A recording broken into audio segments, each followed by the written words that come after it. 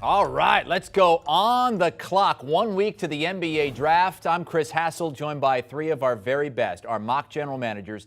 Avery Johnson. Avery is in Boston covering the NBA Finals. Tim Doyle and Kyle Boone are here. Jabari Smith had been the heavy favorite to go number one, about minus 400, some places minus 500, but now it's kind of a toss-up between he and Chet Holmgren. Both are close to even money. Chet has gone number one in all of our mocks so far. Avery, lead us off for the Orlando Magic. Yeah, with the number one pick in the 2022 NBA draft, the Orlando Magic select Chet Holmgren out of Gonzaga. I think this is an outstanding pick, one which that I've been flip-flopping on for the last several weeks. This guy's 7 feet tall. He does an incredible job of protecting the rim. He finishes well inside. He averages, 14 points a game. He runs the court well and handles the ball at an extremely high level for his size. So, again, Jabari Smith can easily go here, and I would be okay with it.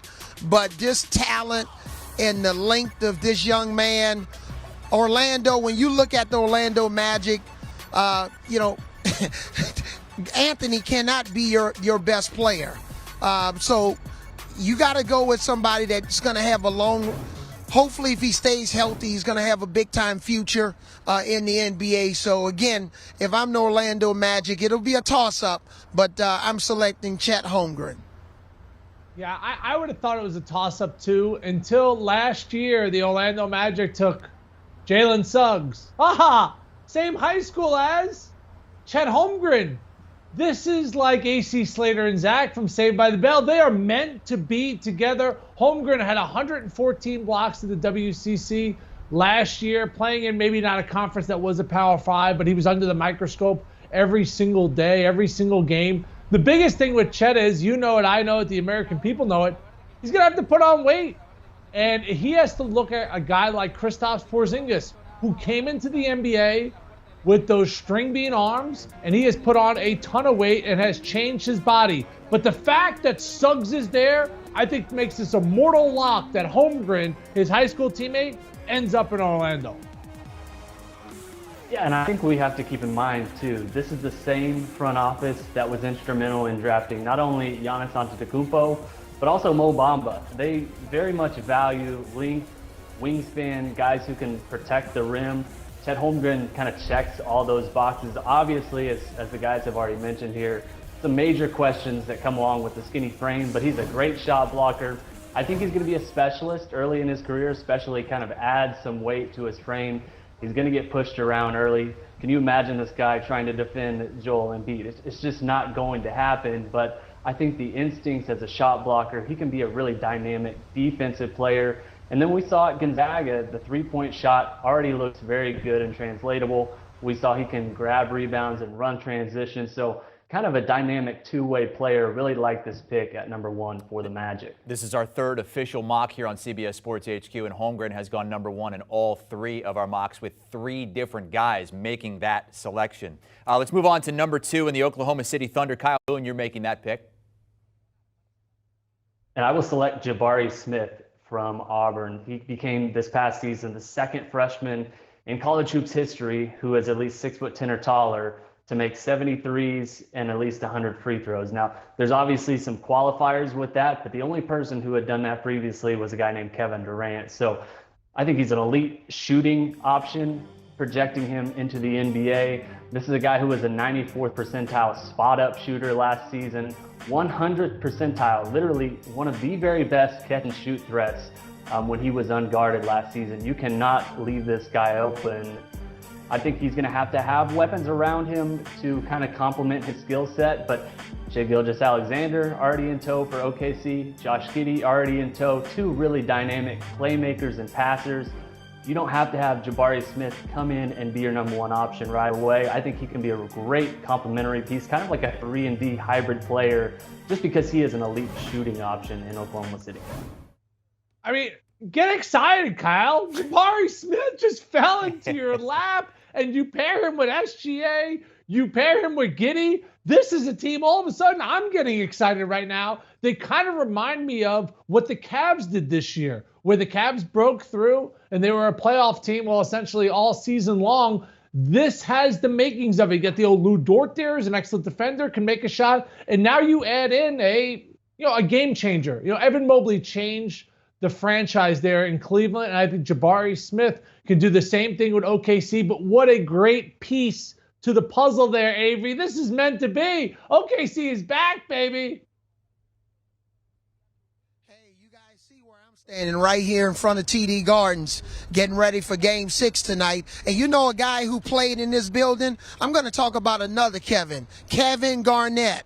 I've played against Kevin Garnett. I've seen him up close and personal. This is the closest thing I've seen to Kevin Garnett in years in Jabari Smith. I had a game in St. Louis when Auburn played at St. Louis this year, and this young man struggled through during the early part of the game, but he came on strong in the end. He has the same size, length, similar jump shot, similar body, even though Garnett came out of high school. Jabari got 1 year of college, but I think this kid is a future perennial all-star. He's got that same type of motor and brash that Kevin Garnett has, and I think this is an outstanding pick at number 2. And that must go to show what Avery thinks about Chet Holmgren, considering Avery had the number 1 overall pick in this mock and didn't take a guy who he is comparing right now to Kevin Garnett. Let's move on to the Houston Rockets at 3. Houston making a move earlier in the week. They traded Christian Wood to the Mavs. They picked up another first-round pick. So this is the first of 3 first-round picks. Tim? Yeah, I'm taking best available here. I'm going to go with Jaden Ivey. When I see Jaden Ivey, you like comparisons, Hassel? I'm going to give you comparisons. We're looking at Morant 2.0.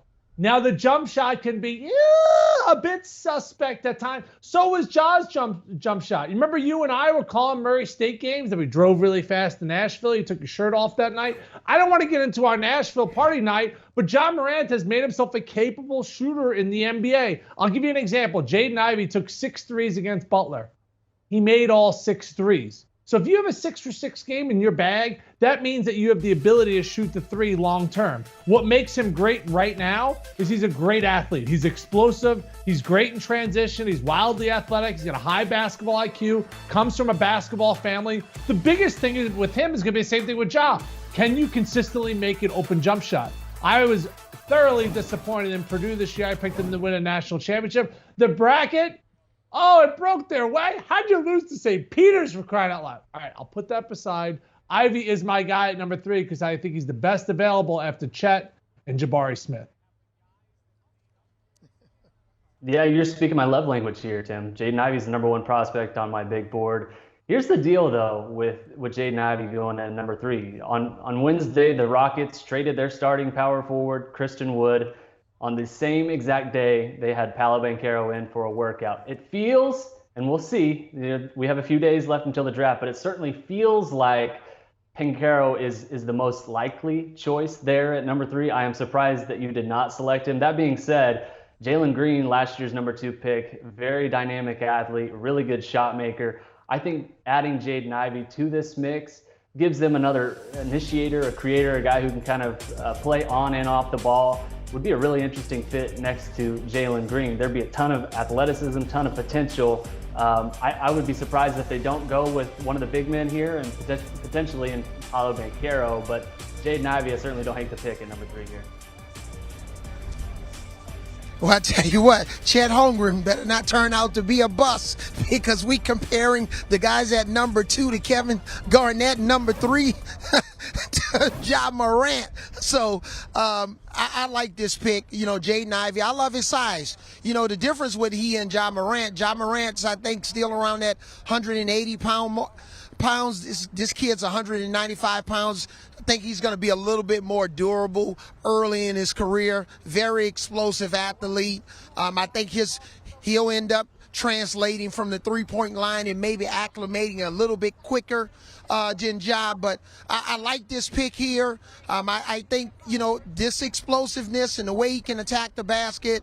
We saw Ja Morant have success with that type of style, not only in the regular season, and had he not gotten injured, he could have been very well in the MVP conversation. So I like this pick at number 3. All right, Tim, if you really think it's going to break this way, you can make some money because at 10-1, we saw the number there, 10-1. Those are the odds that Jaden Ivey goes 3. And if he goes 3, and Tim, you're up again at 4 for the Sacramento Kings. Maybe you were sandbagging here. Paolo Banchero, 18-1 to go 4th. Yeah, I don't want to draft Paolo Banchero. I'll just be honest. Wah, wah, wah. Like, there's someone in the draft that you look at and you're like, I don't want to take him. But at this point, the way it's broke, I have back-to-back picks. I don't know who's producing this show. His name's actually Noah. But I had back-to-back picks here. And I'm going to reluctantly take Banchero. They have Sabonis. He's probably not going to fall to this spot. I think Jaden Ivey has the biggest upside of any of those guys that we just named. I think that he could legit be a perennial NBA All-Star if he keeps breaking in that direction. This is the one guy that I have singled out that, obviously 6'10", he's got ability. He can put the ball on the floor, but, man, he disappears at times. And, you get to the NBA, if you're not carrying your weight right away. Marvin Bagley. Sorry. Marvin Bagley. I don't know. He kind of reminds me of an old Duke player. Marvin Bagley, he's going to be in the NBA a long time. But when you're drafted in the top 5, you're supposed to change organizations. Really talented player. He's going to need to put it all together consistently night after night. Reluctantly, I take Paolo here. The Kings feel like the ultimate wild card in this draft. This is, I think, where the draft will turn on its head. I think Shaedon Sharpe will be in the mix here. On draft night, I wouldn't be surprised if Jaden Ivey's in the mix here. Banchero falling 4 would be a pretty big surprise. If he's there, I think you take him. You're making the Kings look very smart right now, which is something they've not done in previous years. So Paolo Banchero is one of the best mid-range prospects in this year's draft, was 88th percentile last season. Scoring in the mid-range, he was, I think, clearly the Duke's best passer last season, something that, Marvin Bagley, for all his faults, he was never the playmaker and the passer that Banchero was in college. So I really like his dynamic offense. Now we'll see kind of how his defense translates, but adding this guy to a core that has De'Aaron Fox, Domas Sabonis, I think this is a really nice pick, Tim, and I will tip my cap at number 4. I think this is great value. Tim's had the last 2 picks. He does not have the 5th overall pick. That would go back to Avery Johnson here for the Detroit Pistons at number 5. Yeah, the Detroit Pistons select Keegan Murray out of Iowa. I'm so excited about Keegan and his game translating to the NBA. He's 6'8", 235 pounds. He's a switchable big, and what that means is on pick and rolls, he can switch to different positions, keep his man in front. His three-point shot transfers to the NBA. And this is the new standard of what the NBA is looking for your American/European type players that can play multiple positions. And then with Cade Cunningham being the centerpiece of this franchise, you can imagine these guys in pick and rolls, pick and pop situations, whether Keegan is, handling the ball or whether Cade's handling the ball. They're setting screens for each other. I really like this. This is a good building block. Part 2 on what they've done with Cade Cunningham. Cade Cunningham obviously didn't win Rookie of the Year, but all of these players in the top 5 could very well be in the Rookie of the Year in 2023. This is a really exciting pick for the Detroit Pistons. Avery Johnson, the coach, getting us back on track. Keegan Murray is the favorite to go number 5 overall, close to even money. Let's recap the top 5 here as we pick the first round of the NBA draft, mocking it up. With the draft coming up a week from tonight, Thursday night. Holmgren goes 1, Jabari Smith 2, then it's an upset. Jaden Ivey. We've heard from most of our experts say the top 3 is pretty much set. It's just the order. Those 3 would be Holmgren, Smith, and Banchero. Tim Doyle does not like Paolo Banchero. Likes him as a person, not as a player. Has compared him to Marvin Bagley. of Duke lore as well. Banchero goes 4th to the Kings, and then Keegan Murray 5th to the Pistons. Chris Hassel, joined by our 3 mock general managers, Avery Johnson, Tim Doyle, and Kyle Boone. Kyle, you are picking for the Pacers here at 6. Yeah, number 6, I'm going to take Shaedon Sharpe. This is the mystery man of the draft. I think his range is somewhere between number 5 and number 12 in this draft.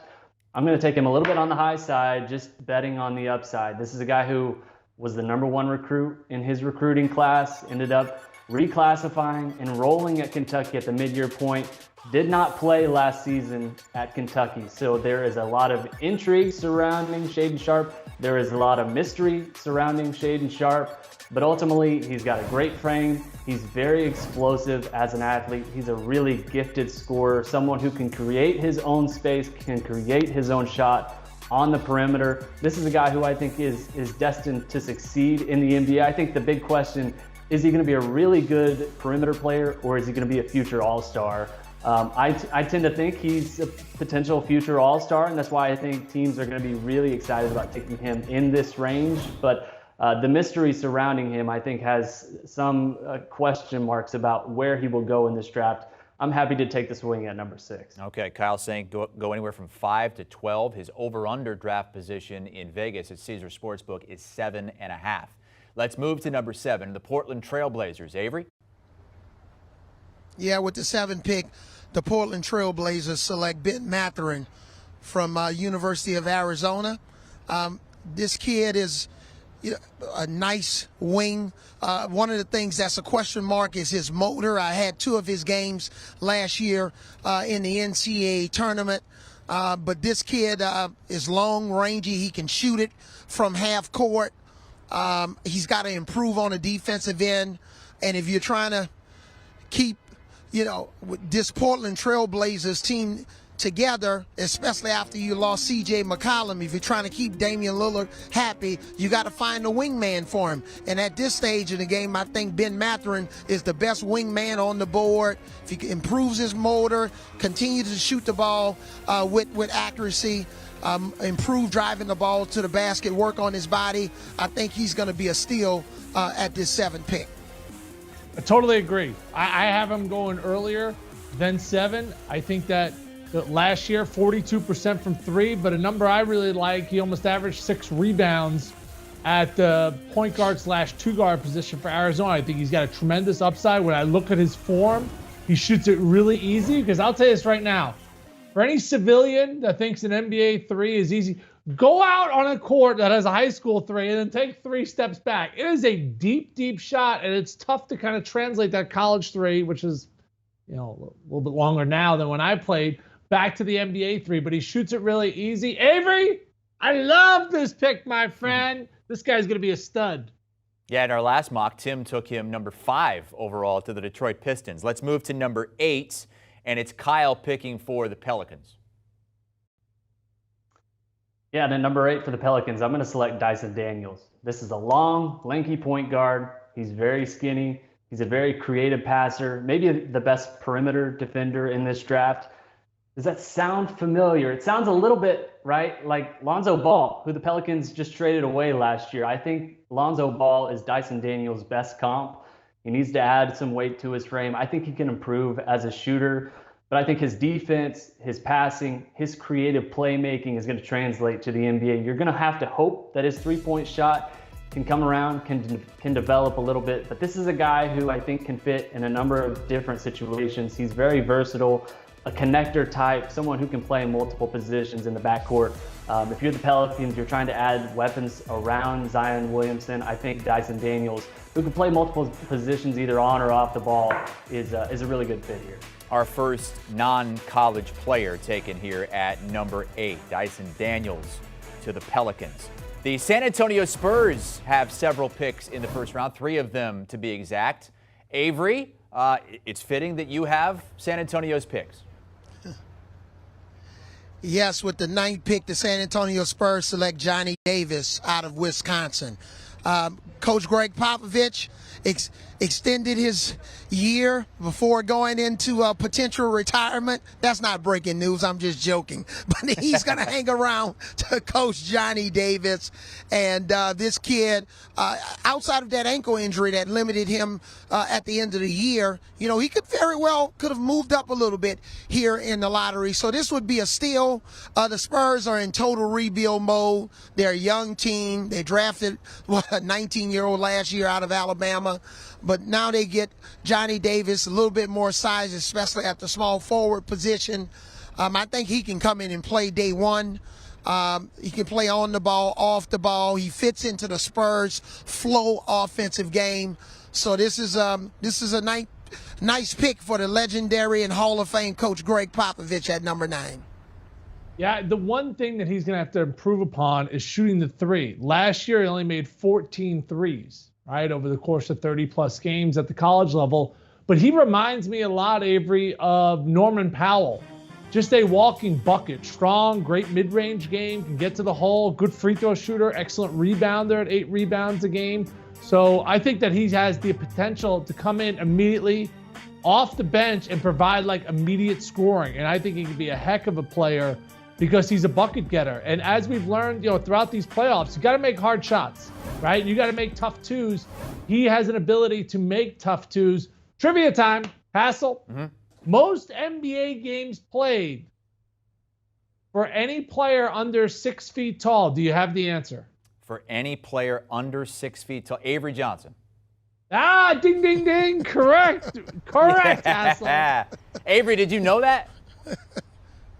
Absolutely. 5'11" and a half, Avery Johnson. It's got to be. He told me it. That's how I knew it. He told me that stat. He told it. Oh, he did? Okay. Yeah, that's good. That's a good one. Glad I was on it. Let's move to the Washington Wizards, picking number 10. And Tim, you're up again. Yeah, the Wizards are going to take A.J. Griffin. I think that he's an excellent shooter. He shoots it really easy. He's got a great body. Obviously, he played on a team that had a ton of guys that are going to be drafted here in the first round at Duke. But I think he's a little bit more than what he showed for the Blue Devils, where he shot exceptionally well, including in the ACC Conference, where he shot nearly 50% from three. So one thing's a fact, right? The guy's going to be able to make some shots. And playing alongside of the old Bradley Beal there, yeah, you got to have guys that can space the floor. I think that was the one thing that was missing when I watched the Wizards last year when I called some of their games was consistent knockdown shooters. Avdia, I think, has the ability to be that. He's not that right now. You see what A.J. Griffin did last year shooting from three. I mean, that is remarkable for a guy. So I think this is a really nice fit here. I wouldn't be surprised if he fell or if this guy moved up a little bit because we may have not seen the best of him at Duke. Yeah, and it feels like there's maybe a wide range of outcomes for A.J. Griffin in this draft. This is about, I think, where he'll end up being selected. He's the best wing shooter in the draft, in my view. 91st percentile last season. He was as a spot-up shooter, 44.7% from three. I think the big question is his medicals. He came into Duke. He was injured. He's not yet captured, I think, that same explosive athletic ability that we saw in high school that really made him a top 10 prospect. If he can regain that form, really kind of shake the injury history and move forward past that, then A.J. Griffin, I think, could be a steal at this point. If you're taking him just to be a specialized shooter, at number 10, I think you're going to be disappointed. So a wide range of outcomes in the draft for A.J. Griffin. I think a wide range of outcomes for his career as well. His over-under draft position set at 11.5 at Caesars Sportsbook. Moving on to the Knicks at 11. Coach? Yeah, the Knicks here at number 11 to take Ojai Abaji out of Kansas. Now, this kid can flat out shoot the three-point shot. We had a chance, my buddy Tim Doyle and I, to see him obviously win a national championship, in New Orleans. He can stroke the ball. He can get his own shot. He's a pretty good athlete. But I think the Knicks here, actually, they're going to be drafting him for another team.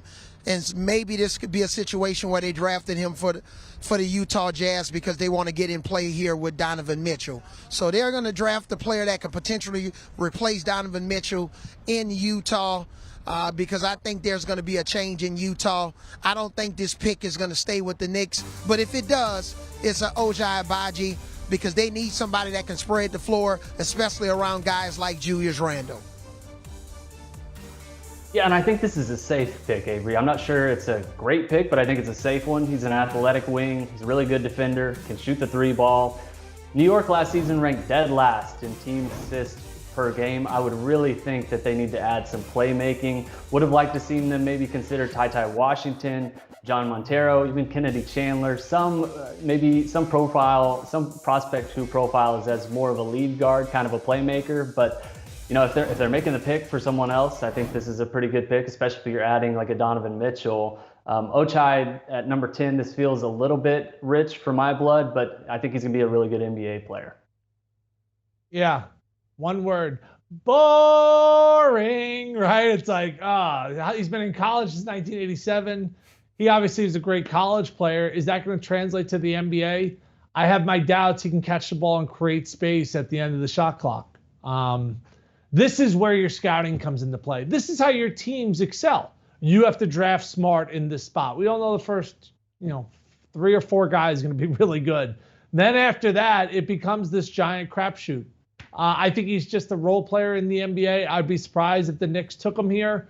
If he averages like 12 or 13 points a game in multiple seasons, I think that's a win. I don't see this guy ever becoming like an all-star in the NBA. And, to win NBA championships, you have to draft well in these spots. Great college player. I think a long-term NBA player. I don't know if he's a difference maker. And Tim, you probably don't even remember the last Knicks NBA championship, do you? Growing up in New York, you weren't even alive the last time they won it, were you? 1973, Dave DeBusschere, Walt Frazier, You're Pearl old, Monroe. but you're not that old. I know that. Let's move on to the Oklahoma City Thunder. Up again. They have the 2nd pick. They have the 12th pick. They also have the 30th pick. Kyle, you had them taking Jabari Smith, number 2 overall. How about at number 12? Yeah, I grabbed Jabari Smith at number 2, one of the best jump shooting bigs in college basketball the last decade. Here I'm going to come back and grab Jeremy Sohan, a guy who I think his big question mark is his jump shot. He is one of the most versatile defensive players in this draft. I think that's why he could end up slipping a little bit on draft night, but he's a guy who can guard every single position on the floor. At Baylor last season, he was really thrust in the mix because of some injuries. He was a really good playmaker, a really good passer, a guy who can grab boards, run the break, a guy who they ran up to the elbow and kind of allowed him to process and decision make, running the offense. If the shot is going to fall, I think he can be a true all-star in the NBA.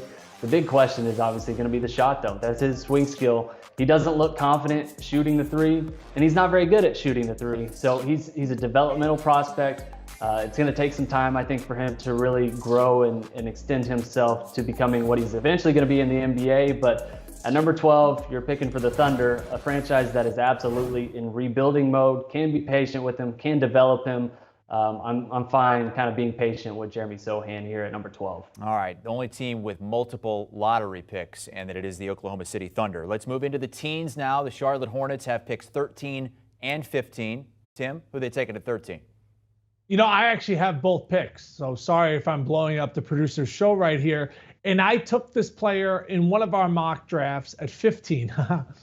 This draft, I'm going a little bit sooner, Hassel. I want to take him because I see Jalen Durham and LaMelo Ball just making magic together. Oh, boy. Pick and roll, throw it up. Because Durham, I don't know if he can score that low. I don't know if he can make a jump hook, but I know this. He can rebound. He can block shots. And his body is tremendous. He's strong. He's agile. He's got excellent hands. And when you see the tape of him, you're just going to be like, oh, man, what a fit right now. Another thing the Hornets do not do is protect the rim. They don't guard anybody. They can't guard a chair. So now you added a big guy that can block shots and rebound. But more importantly, I think he's an excellent fit here. So I'm not letting him slip. Give me Durham here. Yeah, I like this pick.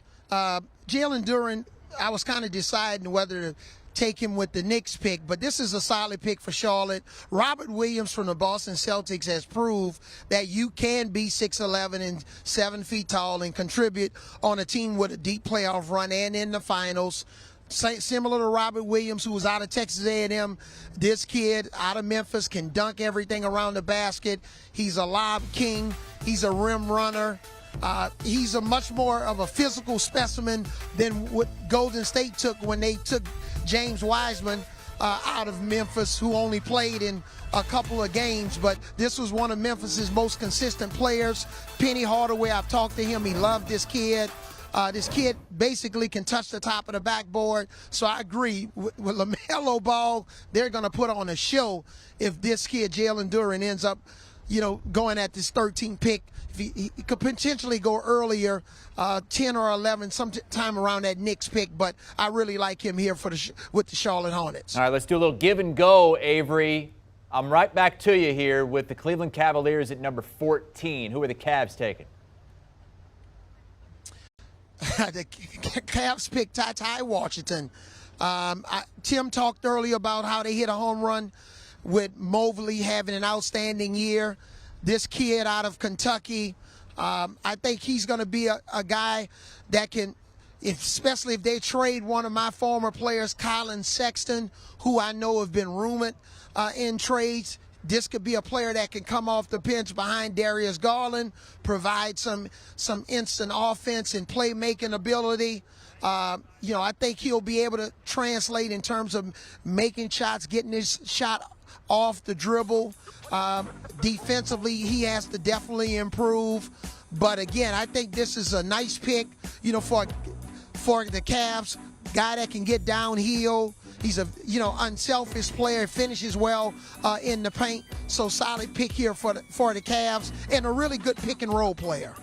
All right, Avery Johnson taking Ty Washington for the Cavs at 14 as we finish out the lottery here in our mock draft 3.0 on CBS Sports HQ. Let's take a look at how the lottery shook out. Chet Holmgren again goes number one. He's gone number one in every one of our mocks so far, even though Jabari Smith is still barely the odds-on favorite in Vegas to go number one. Jaden Ivey, an upset.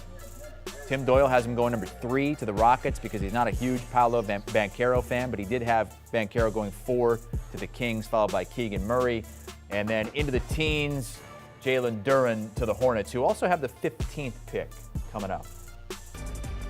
Let's welcome in two of our experts, Tim Doyle, Kyle Boone here. Let's pick up with the Hornets at 15. They already took Jalen Durham at 13. Tim, who do they take here?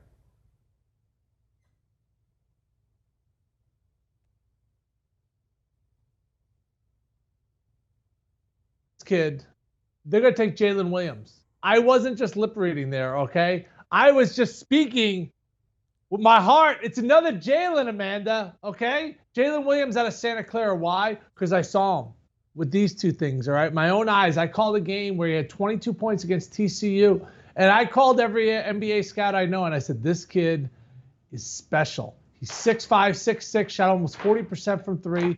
And I love his potential at the next level. He plays with amazing pace. He's got long arms. He's not scared to get into the paint. He's not just a shooter. He's a shot maker. He's a scorer. Kyle, he's not going to get selected here. But did I tell you how much I love this kid? Because I love him, Kyle.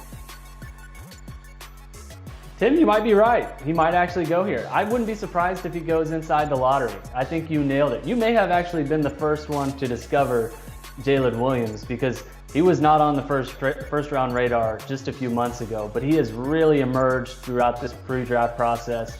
He measured well at the NBA Draft Combine. He was one of the standout players in the 5-on-5 session.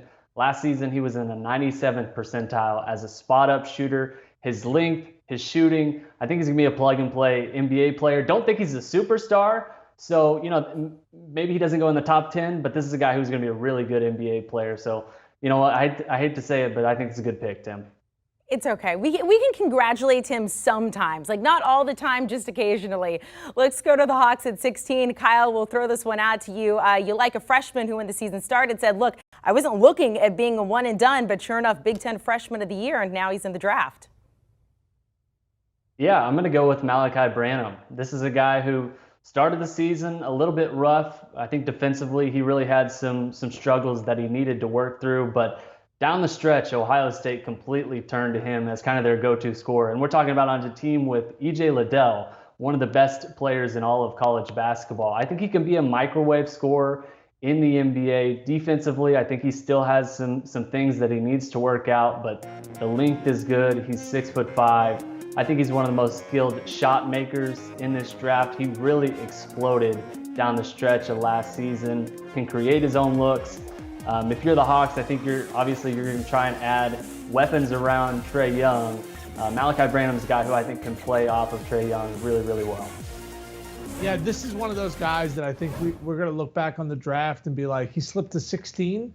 Last 11 games of the year for Ohio State, he averaged nearly 20 points a game. Normally, you hit the old freshman wall. Not for this kid, Amanda, out of St. Vincent, St. Mary, the home of LeBron James. And I actually played the game before LeBron played Carmelo in high school. And I remember thinking in the second half, wow, there's a lot of people here to watch me. They weren't there to watch me. They were there to watch LeBron and Carmelo. But this kid's got an amazing NBA-ready body. He's a capable shooter, over 40% from three. This is a guy that we're going to be like, he slipped. And it's just because, as you said, we had never heard of him, so he didn't have that big reputation. But he certainly fill it up, and his body right now, NBA ready. Tim, let's go to the Rockets at 17. They now have 3 picks in the first round because of their trade with the Mavericks here. So in the first, they took Jaden Ivey, 3rd overall. And for them here, you like a kid that absolutely balled out in the tournament. Yeah, I'm going to go with Mark Williams. He's tall. He's really, really tall. And if this was 1986, I would still be crying to Rocky 3, which is not the best Rocky. Rocky 2 is the best Rocky because it's the best montage. It gives the best speech. But Mark Williams is 7'1". He's got a long wingspan. He can block shots. But the game has changed. And Rocky said at the end of Rocky 4, if I could change, you could change. Everyone can change. Mark Williams may have to change his game, meaning he may have to step out a little bit and shoot a 15-footer. Maybe even shoot a 3 once in a while. The one thing I really liked from him was he was a capable free throw shooter. So that tells me already, Kyle, that if you can make free throws, well, then there's hope that eventually, you could step out and bang down some perimeter shots. Shot 73% from the free throw line, so that shows me he's got a soft touch. But I think he's got big time potential. Obviously, when you're 7'1" in college, you're not going to be rifling up 3-pointers, and that was not the case. He didn't shoot any of them last year, but I think he's capable of making it. It's just interesting to see how times have changed, but I think Mark Williams got a huge upside. Yeah, and he's more of an old school big, right? He's not a guy who's going to go and take 3-point shots. And you know what? I think that's fine for what Mark Williams is. He's a great rebounder. He's a great rim protector. He uses his length. We showed some measurements on the screen just a minute ago. Had almost a 7'7" wingspan. His standing reach was nearly 10 feet tall. So his length was totally disruptive last season for Duke. I think he was Duke's most important player in the NCAA tournament, in a tournament that included, by the way, Paolo Banchero on the same team and Trevor Keels on the same team, guys who could be first-round picks as well. So, yeah, I really like Mark Williams' potential. He was top 15 last season in block rate. I think he's going to be a really good, old-school, productive guy who can rebound, block shots. He's going to be a difference maker down low. Tim, true story, didn't realize there are now 6 Rocky movies, and I have seen 0 of them. I will try to maybe see the first one or second or third or whatever you said was the best. All right, let's go to the Bulls at 18. Kyle, you like a kid here who has mixed projections in the draft. Yeah, I'm going to go with Dalen Terry at number 18 here for the Bulls. And Dalen Terry had a pre-workout yesterday, and he was asked about projections. And Dalen Terry right now projected as maybe a late first-round pick. Said, what do you make of being a late first-round projected pick? And he said, we'll see what it looks like when they do a redraft in 10 years. Just the utter confidence that Dalen Terry has alone, I think speaks to kind of what he can be as an NBA prospect. I think that's kind of what you get. He's a huge personality. Have heard people around the Arizona program just rave about his character, his work ethic. Doesn't lack for confidence, obviously. He's a really long wing, has a ton of upside, has really risen throughout this pre-draft process. Really impressed with his handles, and I think if he can make shots in the NBA, and I think that is a legitimate question. He did that some at Arizona, but it was in a much smaller role. If he can do that, he's going to be one of the 10 best players to come out of this NBA draft. He said he would rather learn in the NBA than be a star in college. Timberwolves at 19. Tim, you're on the clock. Yeah, I saw Tari Eason against Louisiana Tech, and I thought to myself, why does this guy come off the bench? He's the first player in SEC history to be 6th man of the year and first team all SEC. He's got a tremendous body at 6'8". He's athletic. I like the fact that he could score in the paint. He has a mid-range game. The jump shot is a work in progress, but he's got the NBA body. Athletically, he's ready. Tari Eason would be a good pick here. Spurs at 20. They took Johnny Davis at 9. Kyle, who do you like at 20 for the Spurs? Yeah, I'm going to go off the board here. I'm going to go with Ousmane Dieng. And this is a high-risk, high-reward play here for the Spurs. He's coming out of the NBL. Very toolsy player.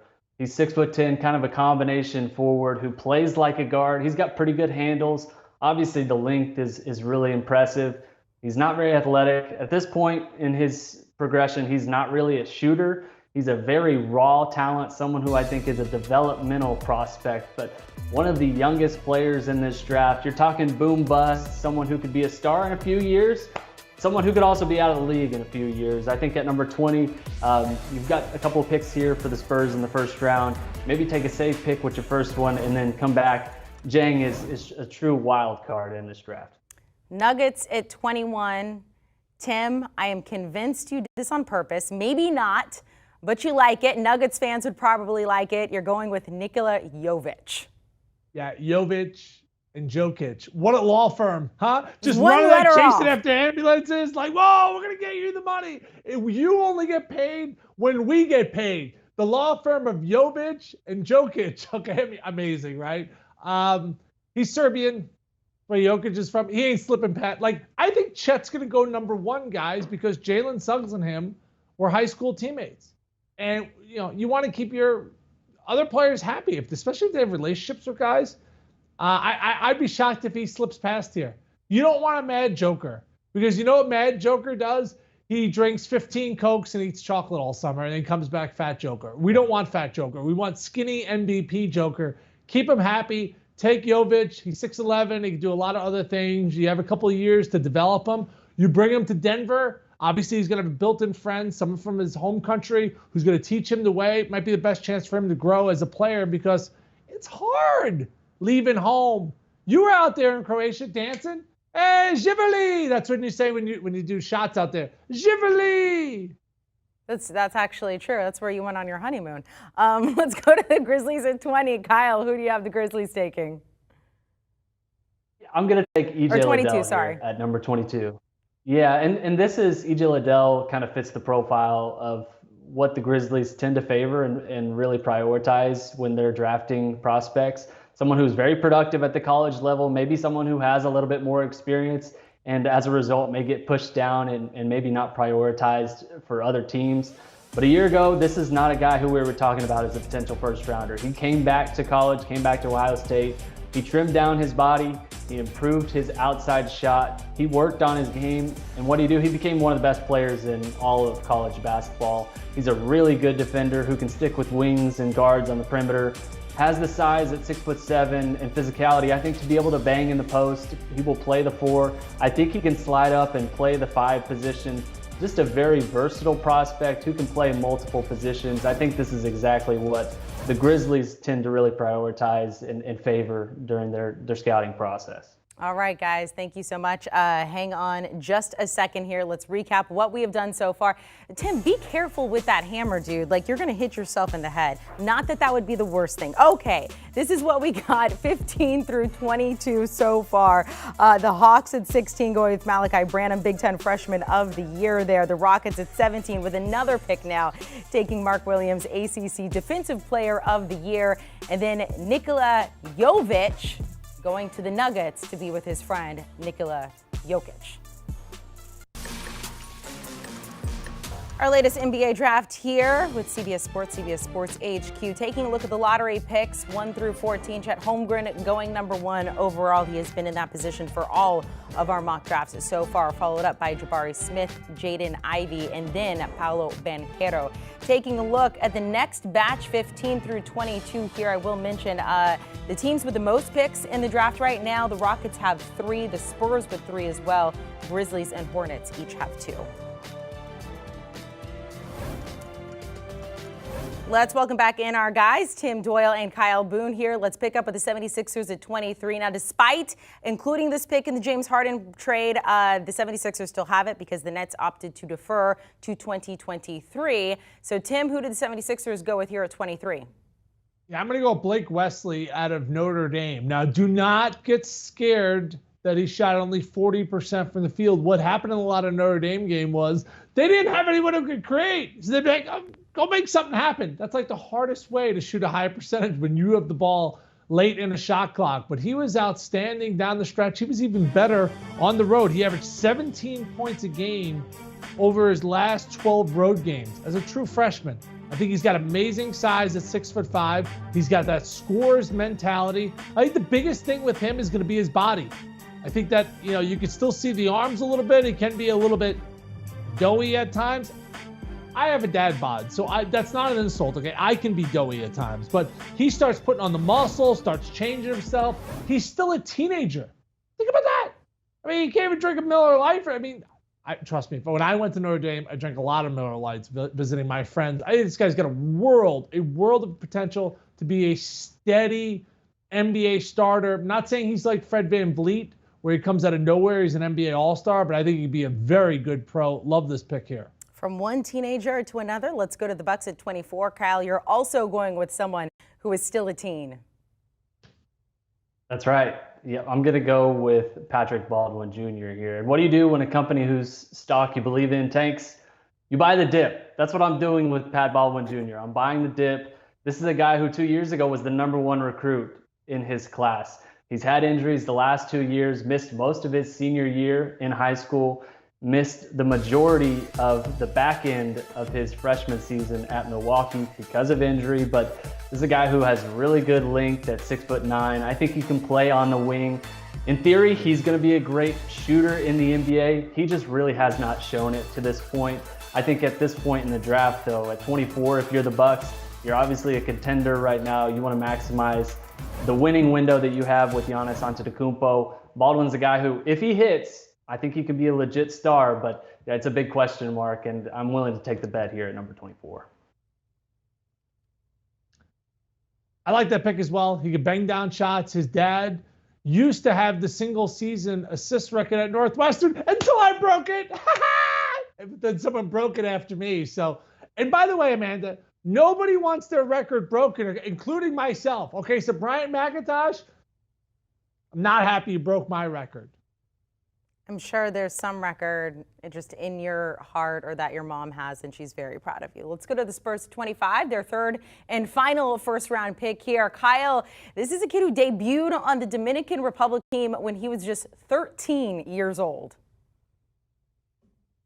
That's right. I'm going to go with John Montero. This is a guy who's a little bit off the radar because he spent last season with Overtime Elite, which is a startup league. It was their first year. He was their first international signing. I think the level of competition, based off what I hear from scouts, was really not very impressive. And, he was very productive as a scorer, as a passer. The athleticism, I think, is something that really stands out. But the big question mark is, basically we haven't seen this guy in a true competitive setting in a long time. Willing to bet on the upside. He's a little bit smaller. I think he's going to have to definitely play only point guard. Don't think he can slide up and be a versatile player. But, you mentioned it. A guy who made the national team at 13 years old. He's been a pro for a very long time. Speedy guard. I think can really score. Really selfless playmaker. Really take the bet on him. Just the tools and kind of scoring ability that brings to the table. Let's go to the Rockets at 26. They just got this pick from the Mavs because of the Christian Wood trade. So, Tim, not a lot of time to think about this one, but enough. Who are you going with? Yeah, I love Jake LaRavia. I think he's going to be a very solid NBA player. Eventually, start on some teams that are quality. Got a chance to see him as a freshman at Indiana State playing for the legendary Greg Lansing. And I remember watching him in summer workouts thinking, this kid could be a pro. Transferred to Wake Forest. His shooting has improved, made nearly a 3 a game, but he's got an excellent body, averaged almost 7 rebounds, averaged almost 4 assists, got a high basketball IQ. It's really going to come down to the consistency of the jump shot because the body is there. He's just got to put in the work, and I think he's got good athleticism for that level. So, and he's got the headband, Amanda. You got to respect the headband because you got to keep the hair in place while you're playing. I don't think you had a headband when you played, but I'll go back and double check. Maybe you could get one for your next hit. Kyle, the Heat at 27. Who are they taking? Yeah, I'm going to go with Jalen Williams from Arkansas here at number 27. And Jalen Williams led the country in one statistical category: charges taken. He took 54 charges last season. He was the best charge taker in all of college basketball. Is that important? Maybe not. I think he's a pretty good defender. He's a guy who's willing to give up his body. The playmaking and the passing, I think, is really what intrigues me the most about projecting him into the NBA. Look, he's maybe a tad bit undersized to play center. He's only 6'9", but he showed some flashes last season in terms of his passing, his playmaking, and also his shooting. Combine all that with his charge-taking abilities. At 27, I'm fine taking the bet on him. Let's go to the Warriors at 28 and look. Is that a headband, Tim, or is that like a Mr. Miyagi thing? You know, Karate Kid is more about a movie about life than just karate. And at 28, the Golden State Warriors are going to take Christian Braun. Do not say Braun. It's wrong. I got a chance to party with him on Bourbon Street after Kansas won a national championship. And I was really impressed with his size, got great strength. I think what a great organization to go to where you could learn from, I don't know, the greatest backcourt ever, shooting-wise, in Steph and Klay Thompson. So, you know, Jordan Poole took a little bit of while, but really good athlete, and I think it would only get better in a system like that. So, yeah, Miyagi said karate is more about mental than physical. I think the mental is there. And another thing he said that was important, Mr. Miyagi, is balance. It's really important in life. I like his balance, good body control. Another movie I never saw, along with the Rocky movies, The Karate Kid as well. Kyle, you were there. Don't make that face. Look, time goes by, things happen. You were there with Tim in New Orleans. Let's go to the Grizzlies at 29, Kyle. Yeah, at number 29 for the Memphis Grizzlies, I'm going to keep it in-house. I'm going to go pick a Memphis Tiger, someone who spent last season playing for Penny Hardaway. Josh Minot, one of the most toolsy prospects in this draft class. Super long prospect who can play on the wing. I think really athletic, a guy who can be a really difference maker on the wing as a defensive prospect. He's basically not a shooter at this point. He made 2 3-pointers all last season. So not great, especially from the wing spot, but incredibly athletic. A guy who's kind of a cleanup hitter, can come crashing down with crazy putback dunks, can play above the rim. I mentioned the size. I think there's someone who fits kind of a 29, you're basically taking swings, hoping you get someone who could eventually pan out and be a potential starter for you. I think Josh Minot in a few years we could look up and he could be a starter for an NBA team. Tim, you get to end it all. Oh, you took the headband off, and I was going to say, you're our Mr. Miyagi. Not anymore. Let's go to the Nuggets at 30. Yeah, I'm going to take Max Christie. I got a chance to see him play at Rolling Meadows High School, only about 10 minutes away from where I live. Did not shoot it great, sub 40% at Michigan State, struggled shooting the three. Expectations were sky high, but the Nuggets took Gary Harris. He was a Michigan State wing. This guy's a Michigan State wing. I see some correlation there. I think that, you know, when you have a guy like Joker, you want to surround him with guys that could certainly make shots. So a little bit of a flyer. He's going to have to change his body at this point. This is where you change organizations. If you can find the diamonds in the rough after the top 4 or 5 picks, right? Steph Curry was drafted 7th. Giannis, Kawhi Leonard. You can change an organization if you draft smart after the first 4 or 5 picks. So good luck to everyone out there. I'm happy I'm not a GM, Amanda, because some GMs, they got a lot of juice. I got no juice, Kyle. You got juice? Because I wouldn't want this pressure. It's a lot of pressure. I like the pick, by the way, Max Christie. You know, you're talking about guys who are toolsy. You want to take some swings late in the first round. This is a guy who was allowed to play through a lot of mistakes at Michigan State. Tom Izzo typically does not do that. Former 5-star recruit, top 20 prospect. I like it. Number 30. I'll end it with giving you a compliment, Tim Doyle. Good on you. Good on both of you. Congratulations. We made it through all of this. By the way, the Nuggets just got that the past couple days because of their trade with the Thunder there. Tim Doyle, not sure what you're doing. Kyle Boone, always a pleasure. Kyle Boone there, who's keeping it normal here on HQ. Taking a look at the latest CBS Sports NBA mock draft. By the way, we have plenty of them you can check out on CBSSports.com. Chet Holmgren still holding on to that #1 spot. And then rounding out the lottery picks, Ty Washington Jr. there going to the Cavs. Taking a look at the rest, 15 through 28. The ones that don't fit there at the very bottom, 29 and 30. Nuggets rounding out the first round with Max Christie. An Eye on College Basketball podcast. Make sure to download and follow. Latest episode, NBA Draft Profile, talking about Memphis Tigers center Jalen Durham. Came into basketball with a lot of hype, but can he live up to his potential in the NBA? Make sure to download and follow. Do you want a sports network that delivers everything that matters about the game? The highlights, the picks, the instant analysis. No yelling, no fake debates, no politics. Hit the subscribe button and never miss a moment.